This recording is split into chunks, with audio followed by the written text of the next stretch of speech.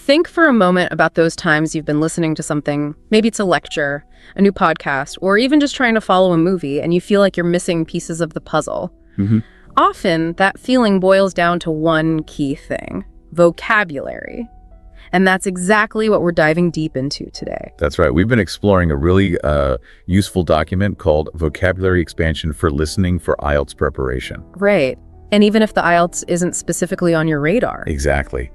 This guide is just packed with insights that are relevant for, well, anyone who wants to boost their ability to understand spoken English more effectively. Totally agree. Consider this our focused exploration into how you can build a stronger vocabulary, specifically to unlock better listening comprehension. Our aim in this deep dive is really to equip you with actionable strategies and introduce you to key vocabulary areas. Things that will make understanding spoken information clearer and, give you a real sense of confidence when you're listening. And it's so fundamental, isn't it? If you're trying to learn or master any subject through listening, could be complex instructions, audiobooks, even just participating fully in conversations. Yeah. A robust vocabulary is the bedrock. It really is. Okay, let's unpack that. Why is vocabulary so central to listening? The guide really emphasizes that it's not just about knowing definitions in isolation, is it? No, not at all. It's a much more active part of the listening process for you. So, well, it highlights that a good command of vocabulary is essential for so many aspects. You need it to accurately follow instructions, right? To understand the progression of arguments, to recognize when someone is paraphrasing something, saying it in different words. That's a big one. Huge. And ultimately to answer questions or just understand the core message of what you're hearing. And here's where it gets really interesting. The guide makes a compelling point that a limited vocabulary is often the biggest barrier, like even more than grammar sometimes. Absolutely. That's what it suggests. You might have a good grasp of grammar, you might understand sentence structure. Right. But if the keywords being used are unfamiliar to you, the overall meaning can just, slip away. That's a great analogy. It's like having the grammatical scaffolding there. Yeah. But you're missing the crucial vocabulary bricks, so the structure doesn't give you the full picture. Precisely. You know how the sentence is put together, but not what it's actually conveying to you. Okay. So, to illustrate the kind of challenges you might face, the guide uses the IELTS listening test structure as an example. Now, even if you're not taking that test, it gives a helpful framework for understanding how listening demands can get, more complex. It really does. What's fascinating is how it progresses through 4 distinct sections.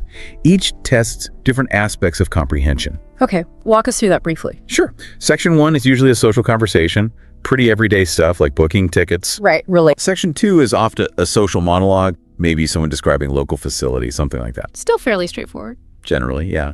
But then Section 3 moves into an academic or training-focused conversation. Often multiple speakers discussing a topic. Okay, getting trickier. Definitely. And the final section, Section 4, that's typically a lecture or an academic monologue. Think university-level subject matter. Wow, yeah. You can immediately see how the language, the vocabulary, is going to become more intricate as you go through those. Exactly. That casual chat about booking a restaurant uses very different words compared to a professor explaining, say, complex economic theory. And that increasing difficulty really underlines why expanding your vocabulary is so essential, right? Absolutely. To confidently navigate those later, more demanding sections. And honestly, any complex listening situation in life, you just need a broader, more nuanced understanding of language available to you.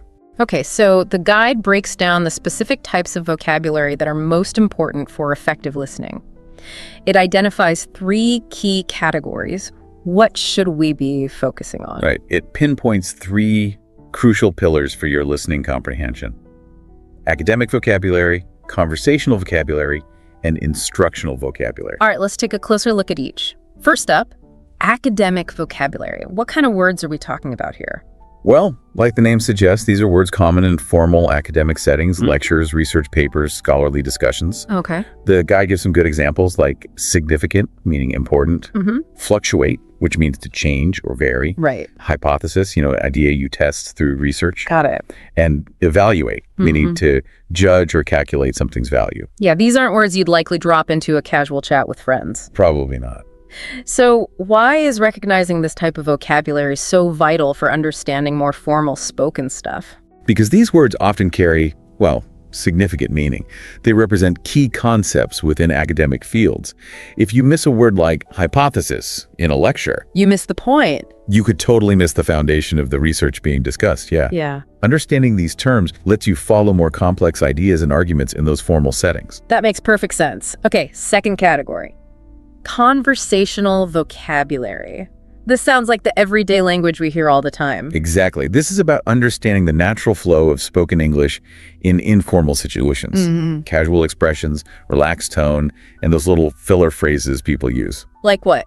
Give us some examples. Sure, the guide highlights things like, you know what I mean? Oh yeah, hear that constantly. Or kind of, sort of, and also actually, or basically, things people pepper into their speech. These might seem small, but I can imagine if you're not tuned into them, they could actually make it harder to follow, or maybe even misinterpret someone.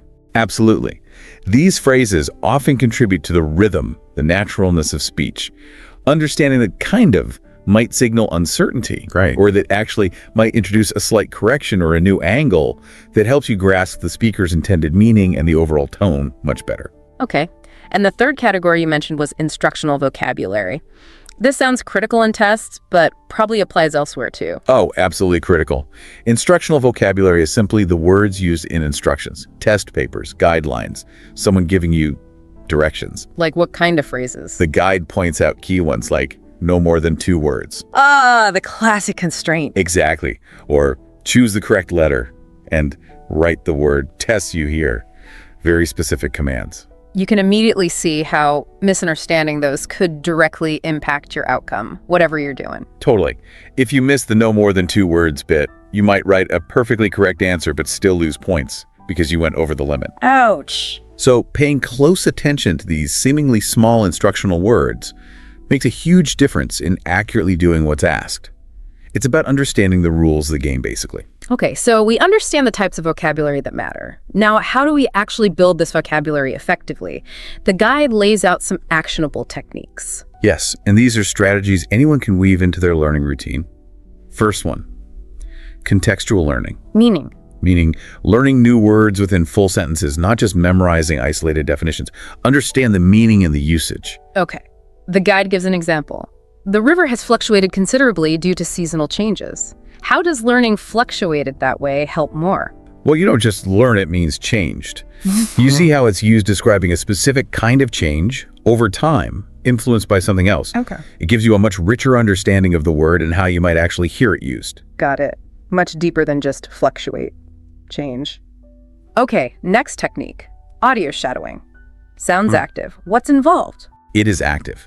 You listen to authentic spoken English, a podcast, audiobook, whatever, and you try to repeat what the speaker's saying as they're saying it. At the same time. Wow. Yeah, mimicking their pronunciation, intonation, rhythm as closely as you can. It helps your speaking, sure, but it also strongly reinforces how vocabulary sounds and is used naturally in context.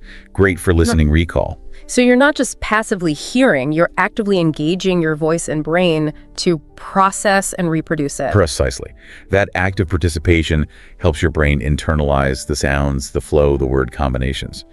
It significantly improves your ability to recognize them when you hear them again. Okay, cool. Third technique. Vocabulary mapping. I'm picturing like a mind map. You're absolutely on the right track. It involves creating visual connections. You put a central word in the middle, and then branch out with related words. Synonyms, antonyms, related concepts, maybe example sentences. The guide uses energy as an example. Branches out to words like renewable, fossil fuel, solar, electricity, power grid. You see the connections visually. I can definitely see how that visual approach would build connections in your brain, strengthen recall when you hear related terms. Exactly. It builds a more interconnected understanding, which leads to quicker, more effective recall when you're listening live. Nice.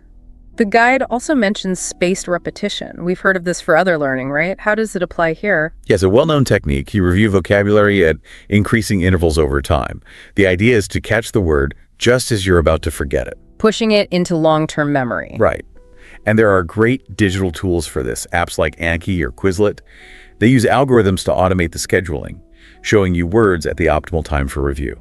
So it's more strategic than just crissing a list over and over. Much more strategic, much more efficient. It focuses your effort where your brain needs it most.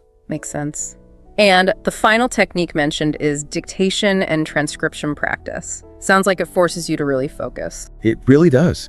You listen to a short recording and try to write down every single word you hear. Every Well, maybe not every single filler, but you focus on word endings, phrasal verbs, collocations, those natural word pairings. It sharpens your ear for the details. I imagine that's great for picking up subtle things you might otherwise miss in fast speech. Exactly. It trains your ear to catch those finer points of pronunciation and word combinations that are crucial for full comprehension. Okay. Now, the guide also talks about thematic vocabulary, building vocabulary around specific topics. Yes, this allows you to develop a more targeted understanding for subjects you're likely to encounter. It gives examples for themes like education, the environment, science, and tech. Common topics, let's explore those a bit. For education, what key vocabulary does it highlight? It points to curriculum the subjects taught.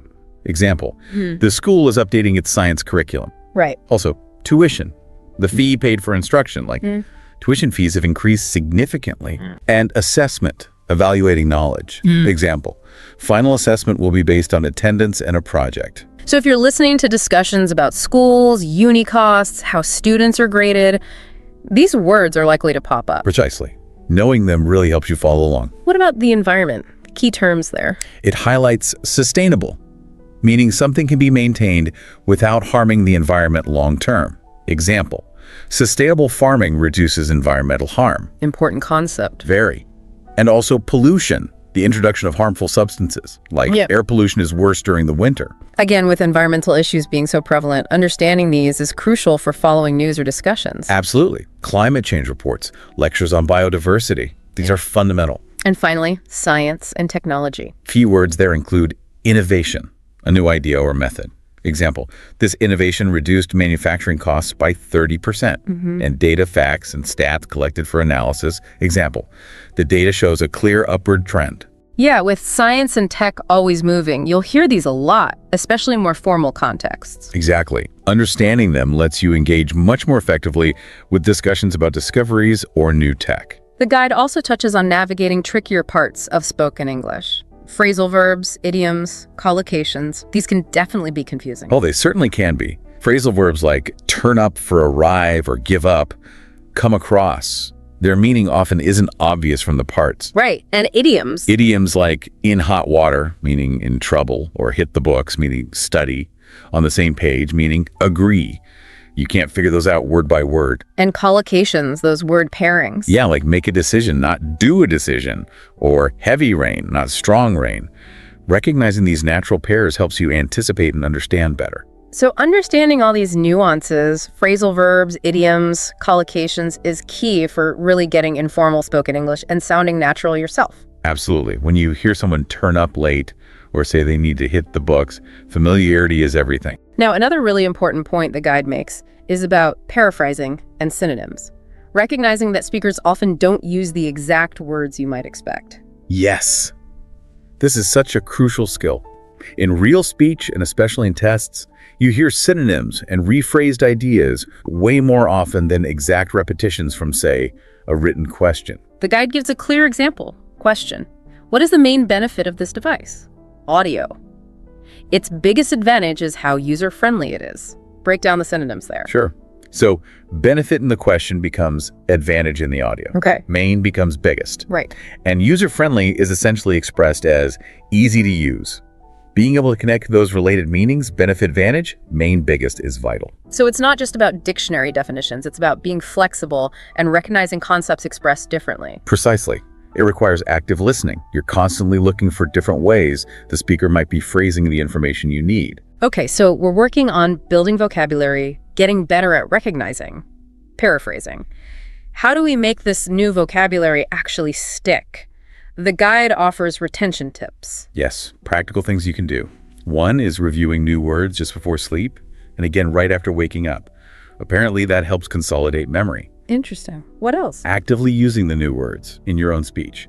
Don't just read or write them. Speaking them helps solidify understanding and recall. Makes sense. Like muscle memory for your brain. Sort of.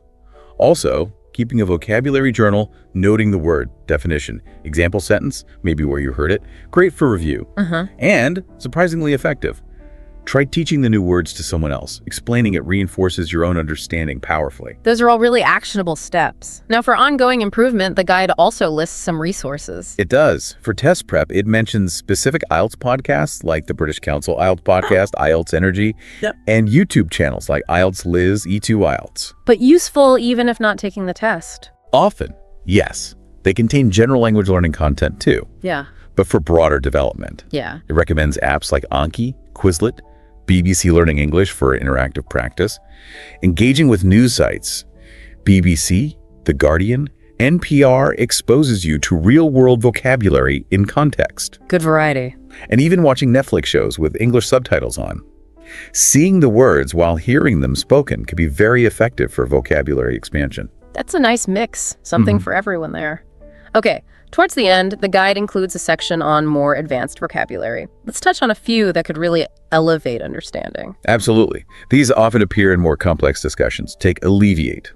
It means to reduce or lessen something negative, like pain or problems. For example. The new policies aim to alleviate traffic congestion. Understanding that word helps you grasp the idea of making a bad situation less severe. Right. More precise than just reduce. Yeah. Another one? Ambiguous. Yeah. Very useful. Means open to more than one interpretation. Unclear. Example. His instructions were so ambiguous that no one knew what to do. Recognizing it helps you understand when something isn't clear-cut. Definitely important. How about agreement? That would be consensus. General agreement among a group. After hours of discussion, the committee finally reached a consensus. It signals a shared decision. Got it. And a negative one. Detrimental. Yes, means causing harm or damage. Excessive screen time can be detrimental to children's eyesight. Helps you identify negative impacts being discussed. And one more, maybe suggesting making things easier. Facilitate. Means to make a process or action easier. The translator helped facilitate communication. Key word in discussions about problem solving or efficiency. These advanced words really add depth, don't they? For listening comprehension especially. They really do. Yeah. And yes, it takes effort to learn them, but the payoff in understanding complex speech is significant. Words like inevitable, viable, controversial, also in the guide add valuable layers. Okay, so we've covered a lot today. Why vocabulary is so crucial for listening, specific types to focus on, techniques for building it, resources. We have. And I think the main takeaway is that building listening vocabulary isn't passive. It really needs active engagement, consistent effort, using strategies like these. Absolutely. So as you go about your day, maybe think about the last time you struggled to fully understand something you heard. Could a stronger grasp of specific vocabulary have made a difference for you then? And maybe what's one new word or perhaps one technique we talked about that you'll try to incorporate into your learning starting today? Yeah, making it a continuous process. Exactly. It's all about making vocabulary, building an ongoing, rewarding journey. British English. No, British accent. That's not just one thing, is it? Oh, not at all. That's crucial. It's a whole spectrum. You've got received pronunciation or traditional BBC newsreaders, maybe? The Queen's English, some might call it. Sort of, yeah? Yeah. But then you have very different sounds, like Cockney in London, or estuary English, which is kind of a mix. And then you go north or to Scotland, and it's completely different again. So yeah, British is definitely not monolithic. So if I'm listening, what are some key pronunciation clues? Things that shout British. Well, one big one, especially in less formal speech, is teglottalization. That sound in the middle or end of words. Like in water. Exactly. It might become more of a wara, or better sounds like beer. It's a little catch in the throat instead of a crisp T. Okay. I think I know what you mean. Then there's non-roticity. Basically dropping the R sound at the end of words unless the next word starts with a vowel. So car becomes... Ka. Exactly. And father is just father, but father and might have a slight linking R. Right. And vowels. You mentioned vowel shifts. Yeah, like in words bath, dance, grass. In many British accents, it's a longer dis sound. Think bath, not the shorter A you often hear in American English. Bath. Got it. So pronunciation is key. What about specific words? Are there giveaways? Oh, definitely. Vocabulary is a big flag, a large vehicle. That's a lorry, not a truck. And where you live. A flat, not an apartment. You eat biscuits, not cookies, and sweets, not candy. And time off? That's a holiday, never a vacation. Spotting these words is a really quick indicator. Makes sense. So for someone wanting to practice recognizing British accents, what do you suggest? Immerse yourself. Watch British TV. BBC News for more standard pronunciation, maybe. Or dramas. Yeah, like Downton Abbey for RP-ish sounds, or Peaky Blinders for more regional variety, though maybe tougher. Listen to UK podcasts. The British Council has good ones for learners. Focus on those vowels. Listen for the drop R's. And the vocabulary. And keep a list. Note down those UK-specific words as you hear them. It really helps cement them. Let's try the sample. Speaker 1. Good morning. I'd like to book a double room for 3 nights starting this Friday. Speaker 2. Certainly. We have availability. Would you prefer a garden view or a street-facing room? Question. What type of room is the speaker interested in? And the answer is clearly a double room for 3 nights starting Friday. What does this example show us about the accent in this context? Well, notice the clear articulation. In this kind of service exchange, it often leans towards a more standard, maybe RP-influenced pronunciation. The vocabulary is direct. Double room. 3 nights. It shows that often, even with an accent, the core information in these everyday IELTS scenarios is quite clear. Okay, good point. Let's shift continents. Australia. What hits you first with an Aussie accent? It's interesting. Native English speakers sometimes find it neutral, but for learners, those vowel sounds can be tricky. And there's often this upward inflection at the end of sentences. Rising intonation even on statements. Exactly. And the vowel flattening is quite distinct. The vowel in day can sound closer to die, or mate might sound a bit like might. Right, I've heard that. That could be confusing. It can be. And like British English, it's non-rhotic. No hard R at the end of words like car. So the rising intonation and the flat vowels are key. What about distinct Aussie words? Oh yeah, plenty of slang. Afternoon becomes arvo. Breakfast is often brekkie. And the sandals? Thongs, which means flip-flops elsewhere, of course. Candy is lollies. And a cooler box is an esky. Knowing these helps avoid blank stares. Definitely. So how do you get your ear tuned to Australian English? Same principle. Immersion. Watch Aussie shows. Neighbours, Home and Away are classics. MasterChef Australia is popular globally. News. Podcasts. Absolutely. ABC News Australia is great. Look for IELTS practice materials specifically with Australian speakers. Pay attention to that intonation. When does it rise? And focus on those vowel sounds. Let's hear the Aussie sample. Speaker 1. G'day. I'm just ringing to ask about the course on wildlife photography you're running next month. Speaker 2. Sure thing. That starts on the 14th of May and runs every Thursday evening for 6 weeks. Question. How long does the course run? And the answer is 6 weeks. Every Thursday evening, starting from May 14th. What stands out there? Well, G'day is instantly recognizable, isn't it? Very informal. But notice, despite the accent and the casual start, the key details, the duration, the start date are clear. It's about filtering for that specific info. Right. Okay, let's head north. Canada. Often described as a mix of British and American. Yeah, that's a fair starting point. It definitely borrows from both, but has its own unique flavor. People sometimes mistake it for American, but there are subtle differences. Like what? What are the pronunciation giveaways for Canadian English? The big one is Canadian raising. It affects vowels before voiceless consonants, so the oo sound in about or house. How does it sound? It's raised a bit. About can sound a little like a boot. House, like hoose. It's subtle, but distinctive once you notice it. Interesting. And the R sound. It's erotic, like American English. The R is pronounced. And often, Canadian speech is perceived as quite clearly enunciated, quite distinct. And vocabulary, where does it lean? British, American, unique. It's a real mashup. For a public toilet, they usually say washroom. Not loo or restroom. Generally washroom. Athletic shoes are often runners, not trainers or sneakers. Their dollar coin is famously the loonie. Ah, yes, the loonie. A winter hat is a toque. And your electricity might be called hydro. So it's a mix, plus some purely Canadian terms. So how to get familiar with this sound? Watch Canadian media. CBC News is a good source. Shows like Kim's Convenience or Schitt's Creek give you more casual conversation. Radio. CBC Radio 1, definitely. Yeah. Listen for that subtle out-sound difference and just generally absorb the common Canadian terms. Let's listen to the Canadian clip, Speaker 1. Hi there. I'm calling about the community cleanup event happening this weekend in the park. Speaker 2. Yes, it's set to begin at 10 a.m. on Saturday. We'll meet by the playground entrance. Question. When does the community cleanup event begin? Answer. At 10 a.m. on Saturday. Observations. Pretty clear, neutral tone, wouldn't you say? The key info of the time is straightforward. While this clip doesn't have obvious Canadianisms, you'd certainly hear them in other contexts. Right. Okay, finally, the American accent. Probably the most familiar globally. Often, yes, thanks to movies and TV. But It's crucial to remember the U.S. is huge. American accent isn't one thing either. Regional variations, I mean. Big time. You've got General American, often heard on national news, then the Southern drawl, the distinct New York sound, Midwestern accent, lots of variety. So even with familiarity, we shouldn't assume it's all the same. What are some general characteristics? Well, a key one is rhoticity. Like Canadian, the R sound is nearly always pronounced. Car, hard, father. Yeah. Intonation can vary. Some regional accents, like Midwestern, can sound a bit flatter than, say, British English. And vowels are often quite strong, maybe a bit nasal compared to RP sometimes. Think cat, man. And vocabulary. We touched on some earlier, but key American terms. Right. Truck, not lorry. Apartment, not flat. Elevator, not lift. Trash can, not bin. Sidewalk, not pavement. Vacation, not holiday.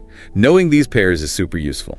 So practice tips for American English, maybe even spotting regional differences. Watch American TV and movies. Friends, The Office are classics for conversational style. News like CNN, NBC, TED Talks are fantastic loads of American speakers. What should listeners focus on? Pay attention to those R sounds. Listen for common idioms. And if you're curious, YouTube is full of content showcasing regional accents. Just search for New York accent or Southern accent. Okay, the American sample. Speaker 1. Hey, do you know if the student orientation is still happening this Friday? Speaker 2. Yeah, it starts at 2 p.m. in the Student Center auditorium. Question. Where is the student orientation taking place? Answer. In the Student Center auditorium. I see points here. Notice the casual, hey. And again, the task is direct. Identify the location. Even with informal language, the necessary detail is right there. Okay, so we've toured the big four. What are some general strategies listeners can use to just get better at handling all these accents in the test? Active, targeted practice is everything. Don't just passively listen.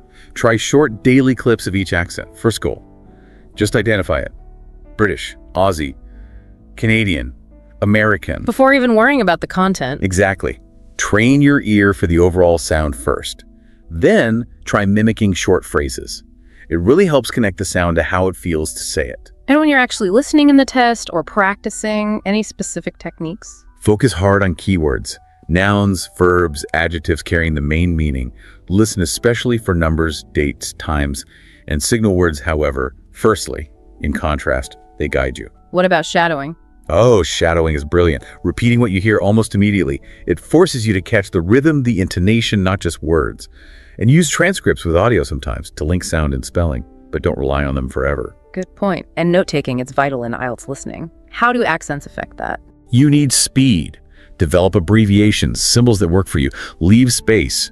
Don't cram notes together. You might need to add something later. What if you hear a word but aren't sure of the spelling because of the accent? Write it phonetically. Yeah. How it sounds to you.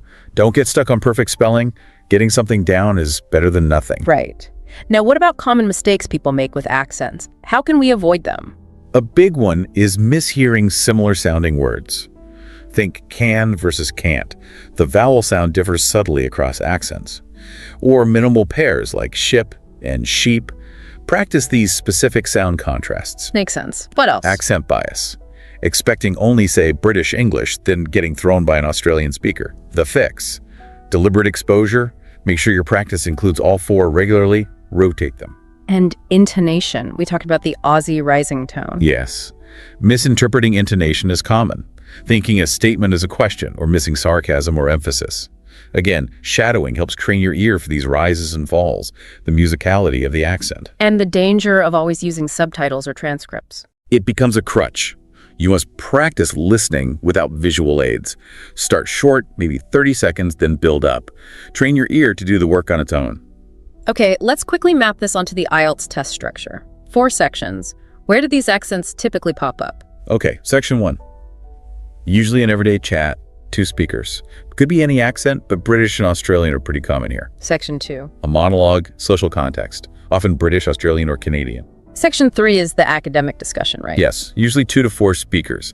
This is where you most likely get a mix, maybe American and British, or Australian and Canadian speakers discussing something. And section 4, the lecture. Typically a monologue, academic lecture, usually British or American here. But remember, any accent could appear in any section. This is just a general tendency. Good to know. Any quick tips for each section bearing accents in mind? Section 1. Focus like a laser on names, numbers, dates, times. The answers are usually specific facts. Section 2. Get the gist. What's the main topic? Speaker's attitude. Setting. Section 3. Track who's speaking. Listen for agreement, disagreement, different viewpoints, especially with mixed accents. Section 4. Tune into the lecture flow. Academic vocabulary is key. Listen for signposting language. Firstly, to conclude. And just be ready for the different rhythms and speeds each accent might have. Right. Let's quickly revisit those key vocabulary differences one last time, just to reinforce them, sure. Trash US versus rubbish UK's versus garbage. Apartment, UScan versus flat, UK versus maybe unit, AUS. Trunk, UScan versus boot, UK for a car. Restroom, bathroom, US versus washroom can versus toilet lube. Definitely. Okay, as we wrap up, what's the final word? The key takeaway for listeners wanting to master these accents for IELTS. It really boils down to consistent, active, varied practice. Use the strategies, find diverse materials. Don't just passively listen. Engage with it. And maybe change your mindset. Absolutely. See this variety not as a hurdle, but as an opportunity. It makes you a better, more flexible listener overall, not just for the test. Embrace it. It's a skill you can develop. That's a great way to put it. So, to recap, recognizing and understanding British, Australian, Canadian, and American accents is vital for IELTS listening. We've hit the key sound differences, vocabulary variations, and given you practical strategies. Exactly. The tools are there. Now it's about applying them consistently in your preparation. You can do this. And maybe a final thought to leave you with. As you get better at understanding these accents for the test, how does that also change how you connect with people globally? How does it enrich those real-world conversations? What other tiny clues in spoken English might open up even more understanding? Our mission here is to break down these common mistakes, the ones even fluent speakers make, across all the sections. Listening, reading, writing, and speaking. And we won't just point fingers at the problems. No way. We'll give you practical ways to fix them, with real example. It's like an insider guide to dodging those score killers. We'll go section by section. Actionable stuff you can use straight away. And it's worth saying again, right, a high IELTS score isn't purely about how great your English is. It's about playing the game, understanding the test rules, and using clever strategies. So, shall we jump in? Let's do it. Let's start with listening. Now, you might think, listening? I'm good at listening. But the IELTS listening, it has these, cleverly designed traps. And one of the biggest, most common mistakes, not using that time beforehand to read the questions, before the audio even starts. It's fascinating, isn't it? Even advanced folks sometimes just dive straight into listening. They figure, my comprehension's good, I'll catch it. Yeah, but it's like going exploring without a map. Exactly. You haven't prepped your brain. You don't know what specific details you're listening for. So the fix is simple but crucial. Use that reading time really well. Before the audio plays, look at the questions, underlying keywords, maybe even try and guess what kind of answer you're listening for: a date, a name, a place. It sharpens your focus massively. So are you really using that time? Like if you see a question, what time is the train scheduled to arrive? Boom, your brain should instantly flag time references. Right, you're tuning your ears specifically for that. Gives you a head start. Definitely. Okay, another listening trap. Distractors. Ah, yes, the false leads. They're put there deliberately, to check if you're really following along or just grabbing the first plausible thing you hear. It tests if you can catch corrections or changes. It's a core part of how they assess, yeah. They might say something that sounds right, but then correct it. Understanding this pattern is key. So the skill is training your ear to catch those little shifts. Listen for words like actually, or but, or, those often signal the real answers coming up. Yeah, like the meeting was supposed to be at 10 a.m., you hear 10 a.m., but actually it's been moved to 11:30 a.m. If you stopped listening after 10 a.m., you'd get it wrong. Exactly. You need to catch the but actually. Recognizing those patterns, changes in time, location, often introduced by however, instead, no wait. That's a huge advantage. Okay, moving on. Another one that trips people up, surprisingly often, even advanced learners, spelling and grammar in the answers you write down. Seems basic, right? But if you hear the answer perfectly, say library, but you spell it library. It's marked wrong. Simple as that. It's such a frustrating way to lose points, especially if you're listening with spot on. Absolutely. So the solution, you've got to consciously review spellings of common words, names, places, numbers that pop up in IELTS. And a great pro tip, practice transcribing, like dictation exercises. Yeah. Listen to short clips, maybe from IELTS samples, and just write down exactly what you hear. It drills the spelling and helps you capture words quickly and accurately. And it's not just basic spelling. You also have to be super careful about the form of the word or the number of words, especially with those instructions. Oh yeah, those dreaded instructions. No more than 2 words and/or a number. You have to follow those exactly. Go over the limit, use the wrong form. And even if the info is right, the answer's marked wrong. It's strict. For instance, if the answer is clearly a 5-day trip and the instruction is no more than 2 words and/or a number. And you write 5 days trip, that's 3 words, incorrect. Or maybe the form is wrong, grammatically. Needs to be 5-day. Seems like a tiny detail, but it costs points. Okay, let's switch gears. Reading module. Time is the enemy here, often. And the biggest time drain we see, reading every single word of the passage. It feels like the right thing to do, doesn't it? Especially if you're used to detailed academic reading. Sure.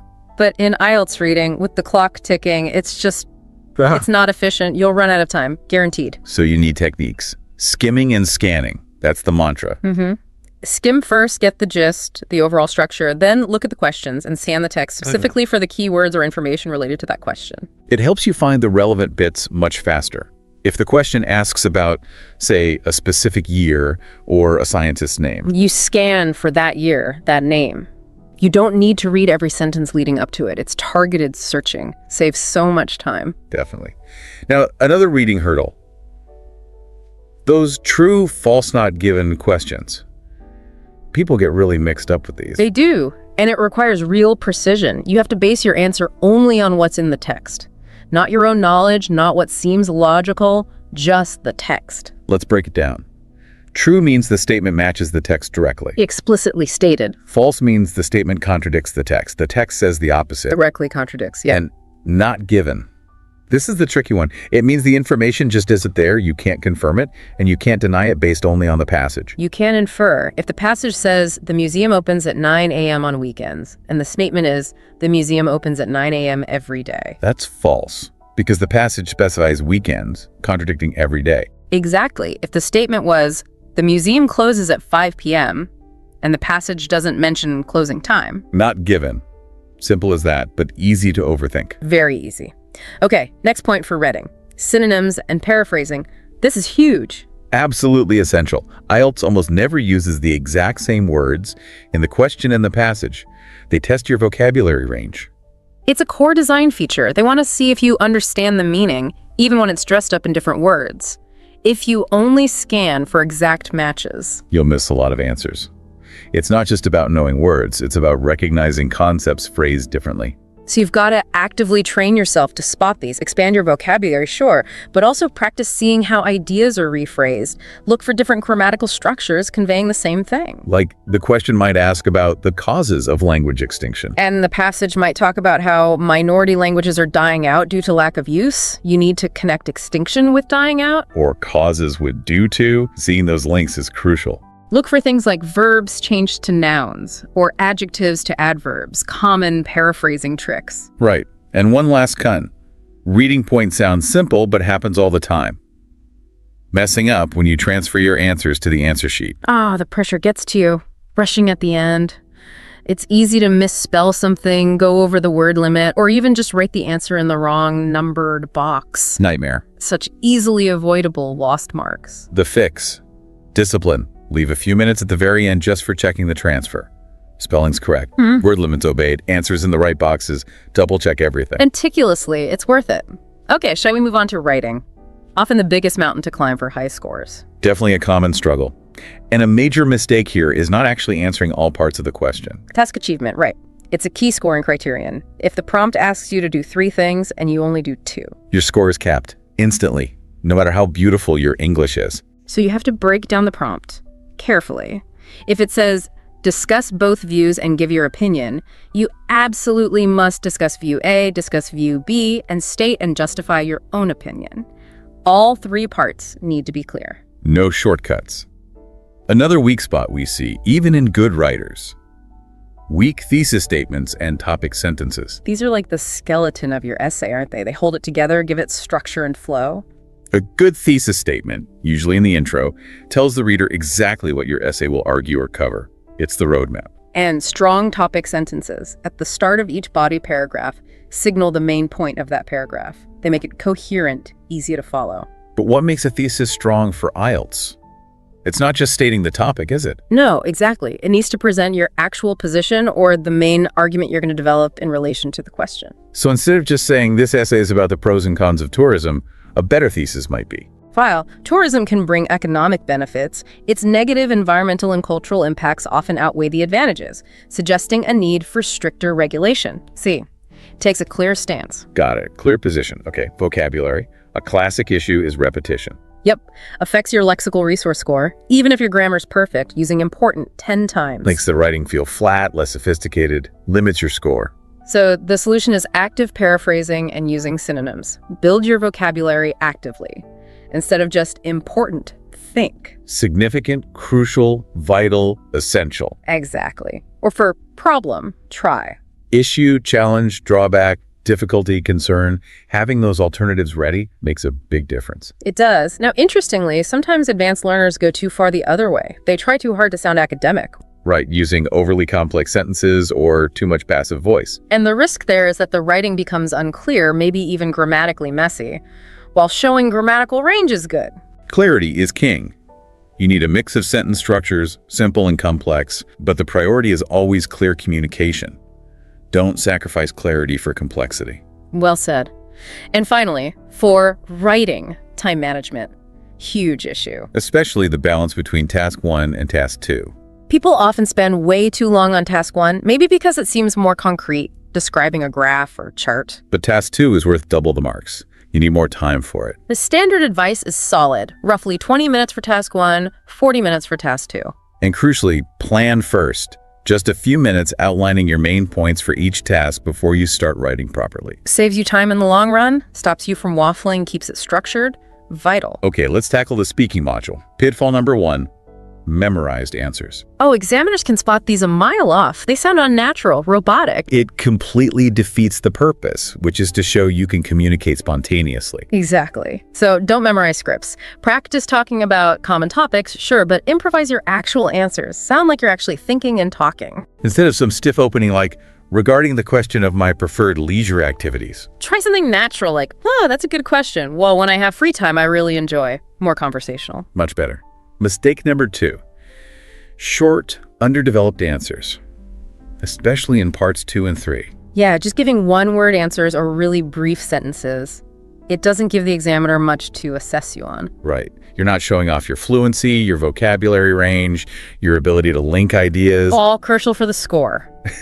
So a good technique here is the PE strategy. Point, explain, example. Works really well. Make your point clearly. Explain why or give more detail, then give a specific example to illustrate it. So if they ask about your favorite music, don't just say rock music. No. Say why I love the energy of rock music. The guitar riffs really appeal to me. Point, explanation. And then an example.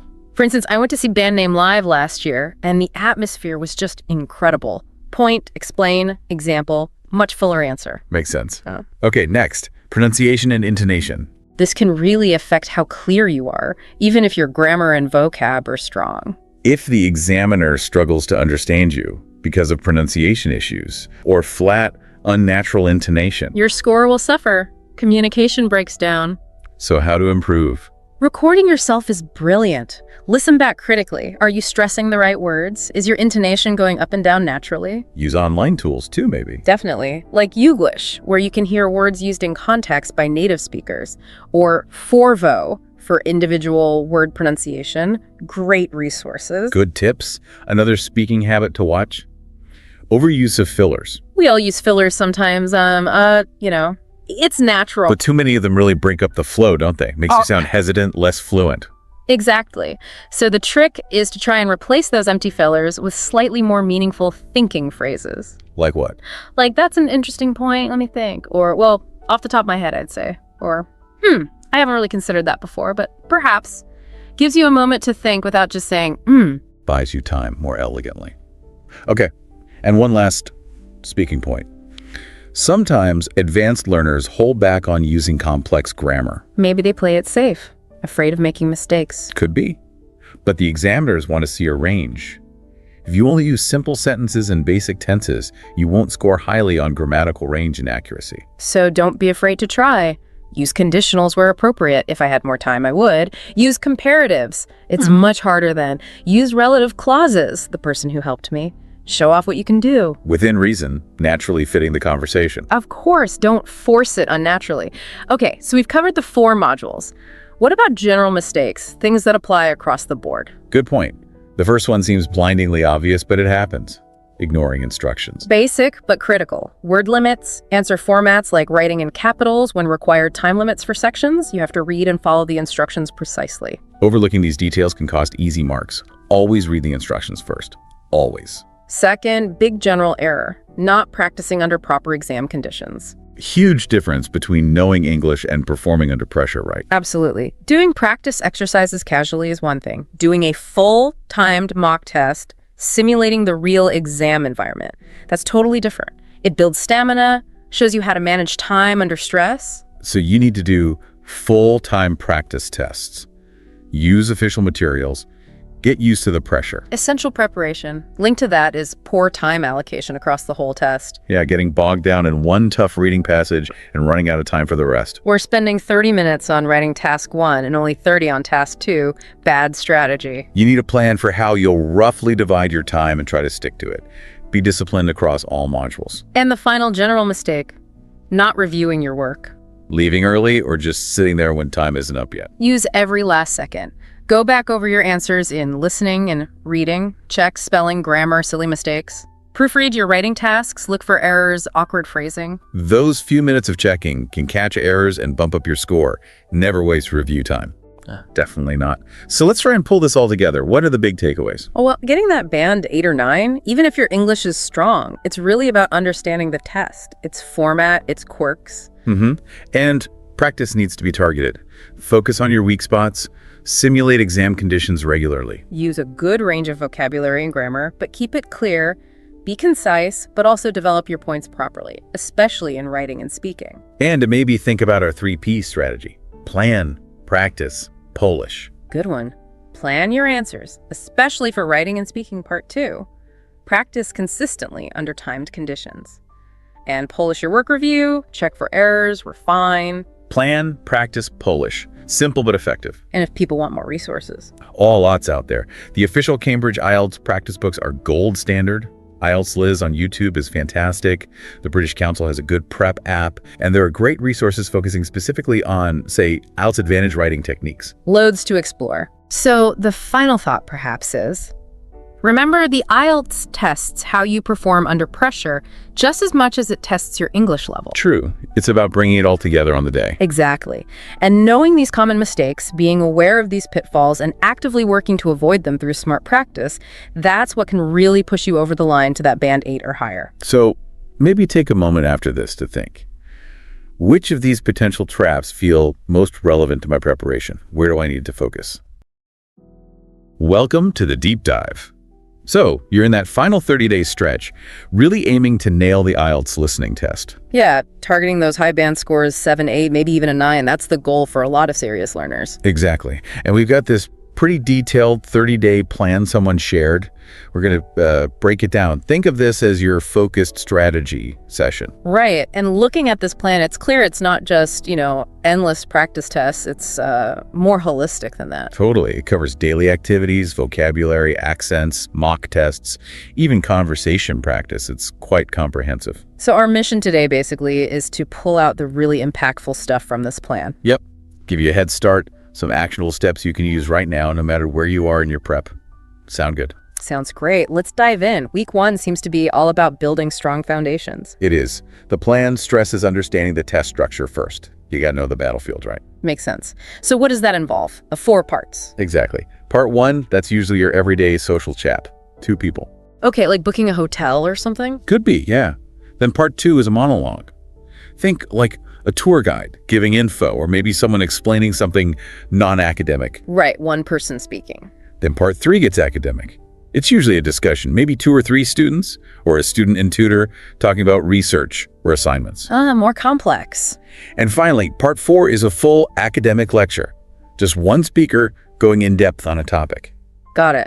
So 4 distinct sections with different contexts. And different question types, too. That's the other part of the foundation. Yeah, yes. What kind of questions are we talking about? Well, you got your standard multiple choice, obviously. Sure. Then form completion, table completion. Filling in gaps, basically. Names, dates, numbers. Okay. Sentence completion, summary completion, notes, diagrams. Different ways of pulling out and organizing information. Right, requires careful listening for specifics. And matching tasks. Linking ideas or speakers to options. So knowing these question types is key from the start. Definitely. And the very first task this plan suggests, take a full test. It mentions Cambridge IELTS 16 as a good source. Okay, jump right in. But the crucial part isn't just taking it, is it? No, not at all. It's the analysis afterwards. Digging into your mistakes. Why did you get it wrong? Self-assessment. Finding your weak spots from day one. Exactly. Was it a specific accent? A certain question type, like maps? Understanding those patterns is the real gold here. It tells you where to focus your energy. Right. And the plan moves quickly into accuracy, focusing on details like names, numbers, addresses. Why is that so vital? Because, honestly, a lot of questions hinge on catching those small bits of information correctly. Spelling counts, too. Good point. Plus, building concentration for the full 30 minutes. It's an endurance test in a way. So how does the plan suggest improving that? I see BBC Learning English, TED Talks. Yeah, the idea is to listen without subtitles first. Really challenge yourself. Okay. Then listen again with the subtitles and compare. See where you misheard or misunderstood. I see. Pinpointing the errors. And taking notes while listening. Yeah, keeps you actively engaged. Helps reinforce it. Makes sense. Week 1 also hits vocabulary, but in a specific way, right? Topic-based. Yep, things like travel, health, environment, education, common IELTS themes. And the task is? Create your own vocabulary list for each topic. Word, definition, and crucially, an example sentence. So context is key, not just memorizing lists. Exactly. Much more effective for actually remembering and using the words. Okay, now accents. That's a big one for many people. The plan mentions the main ones: British, Australian, Canadian, American. Right. And getting familiar is crucial. You don't want to be thrown off guard on test day. So how do you practice that? Immerse yourself. The plan suggests the British Council site for British English. Podcasts from different countries are great too. Specific recommendations? Yeah, it mentions Australian ABC News and CBC podcasts for Australian and Canadian flavors. Good tips. And what should you listen for? The differences. Pronunciation, especially vowels, intonation patterns. Note them down. Actively listen for what makes them distinct. Okay, conscious listening. Then there's dictation and transcription. Day 5, I think. Seems intensive. It can be, but it's super effective. You listen to short clips, lo.org, TED-Ed, IELTS Liz samples are suggested, and write down exactly what you hear, word for word. What's the main benefit there? Spelling? Spelling accuracy, definitely, but also just processing speed. It really trains your ear to catch everything in real time. I can see that. Forces close attention. The note-taking practice, especially for parts 3 and 4. The plan mentions mind mapping or Cornell notes. Why those methods specifically? They help you grab the key info without trying to write everything. Mind maps are visual, good for connections. Cornell notes give structure, main points, details, summary. And the key is keywords, not full sentences. Absolutely. You'll fall behind if you try to write full sentences. Keywords and short phrases are the way to go. Gotcha. And week 1 wraps up how? Another full official test on day 7. Followed by analysis, identifying improvement areas, and noting down maybe 10 new vocabulary words you encountered. So it's a cycle. Learn, test, analyze, refine. Exactly. Builds that foundation and awareness for the weeks ahead. All right, let's move into week 2 then. The focus shifts here, right? Sharpening the skills. Yeah, the goals are more about building topic awareness, getting better at actually answering the questions accurately, and learning to spot signal words. Signal words, like however or firstly. Exactly those, words that guide the listener. But first, day 8 zooms in on part 1, those everyday chats. With a focus on form completion and spelling. Right, because that's often where you need to write down names, addresses, phone numbers, details where spelling has to be perfect. Makes sense. Practice with shop or hotel scenarios, writing down specifics, very practical. Then day 9 moves to part 2, the monologues, things like map labeling, matching info. Maps. Following directions. Tricky sometimes. Definitely. The plan suggests Cambridge tests again, but also listening to things like museum tour recordings on YouTube. Oh, that's a clever idea for map practice. They describe layouts, locations. Precisely. It directly mimics the skill needed. Day 10 circles back to vocabulary, but with a twist. Synonyms and paraphrasing. Why is that so critical? Because IELTS loves paraphrasing. You'll hear one thing, but the question will use different words for the same idea. So you need to recognize that connection. Absolutely. The activity suggested is listen, pause, write down key phrases, then actively brainstorm synonyms for them. Like hearing cost of living went up, and the question asks about rise in expenses. Exactly that kind of thing. You need to be ready for it. Okay. Part 3, the group discussions. Multiple speakers can be confusing. Day 11 tackles this. Yeah, the key here is focusing on tone, opinion, agreement, disagreement, who thinks what. How do you practice that specific skill? Watching group debates, maybe listening to podcast panels. Try to track who supports which idea. Listen for how they say things, not just what. Tone gives clues. And those little phrases like, I agree, or, I'm not so sure. Exactly. Cues for agreement or disagreement? Then part 4, the academic lectures on day 12. Identifying structure. Yes. Intro, main points, details, conclusion. Understanding the flow. Yeah. And spotting those signal words we mentioned earlier. Like, firstly, in addition, however, to sum up. Precisely. They're like signposts. They tell you what's coming next. A new point, a contrast, a conclusion. Helps you follow the logic. Recommended practice. TED Talks, actual IELTS recordings. Yep, those are ideal for this. Day 13 hits sentence completion and short answers.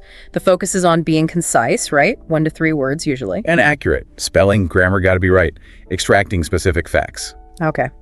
And week 2 wraps up with another test on day 14, but with a different tactic. A 2-pass approach. Yeah, this is interesting. First pass, you just try to answer the questions normally. Second pass, you listen again, but this time you're actively analyzing the language.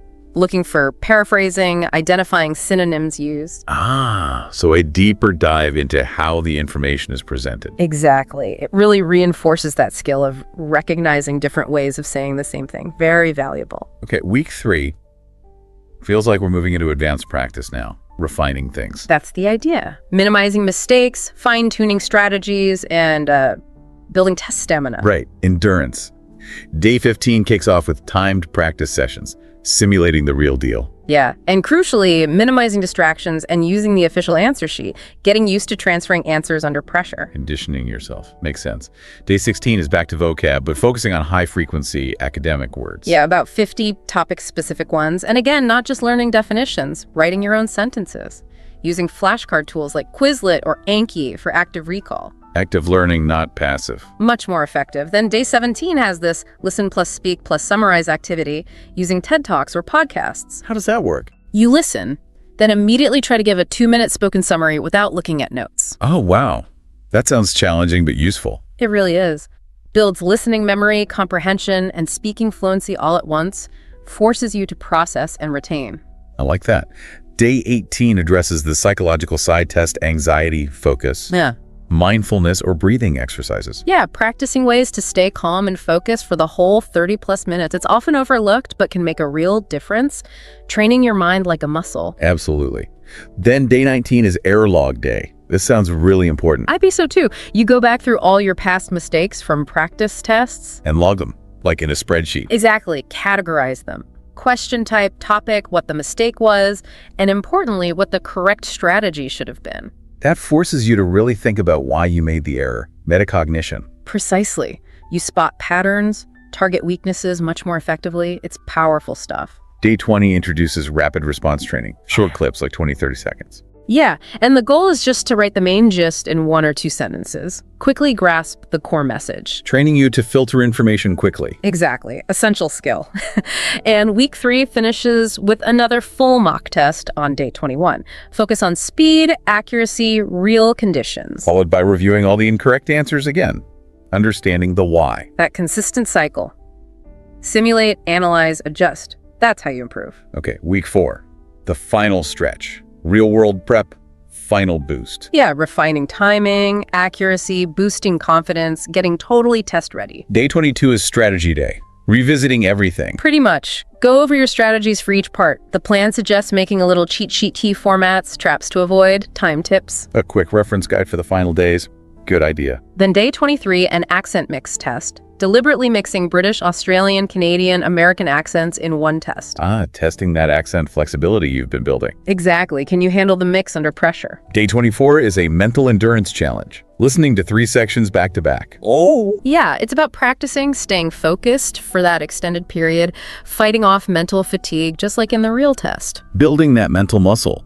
Day 25 has the echo technique, speaking-listening integration. How does echoing help listening? When you immediately repeat what you hear sentence by sentence, it forces active processing. It helps pronunciation, sure, but it really locks in comprehension because you have to understand it to repeat it accurately. Interesting. Strengthens that connection. Definitely. Day 26 is a sentence summary challenge. Listen to a 5-minute clip, then write a 100-word summary using advanced vocab. Yep. Combines listening, synthesis skills, and active use of the vocabulary you've learned. Puts it all together. Day 27, final time management drill. Practicing each part under time pressure, no pausing or rewinding. Crucial. Got to get used to the real constraints. No second chances with the audio. Day 28, vocabulary recheck. Reviewing all the lists and creating your own IELTS-style questions using those words. Yeah, that active application really cements the learning, makes you think like the test setter. And day 29 is the big one, the final mock test. Full test, headphones, timer, answer sheet, no pauses. The ultimate dress rehearsal, as close to the real thing as possible. And finally, day 30, relax, review, reassure. Yes. Light listening only, maybe a movie or music. Quick review of your strategy cheat sheet. Prioritize sleep and health. Don't cram. Good advice. Be rested and confident.